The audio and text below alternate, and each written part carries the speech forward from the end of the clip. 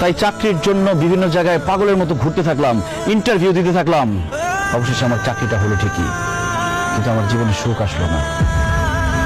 অফিসে কাজের প্রেসার, বসের প্রেসার, প্রমোশনের প্রেসার, আমার জীবন থেকে সুখ আরো বেশি হারিয়ে গেল।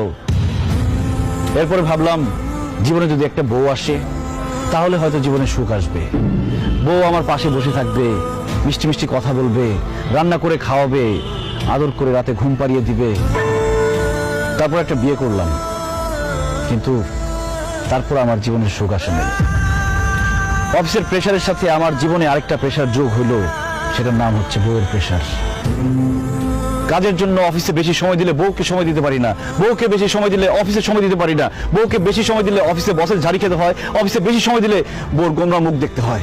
তারপর আজকে এটা লাগবে, কালকে সেটা লাগবে, পরশু ওইটা লাগবে। যখন যা চাই সেটা এনে দিলে সংসারে শান্তি, না এনে দিলে অশান্তি।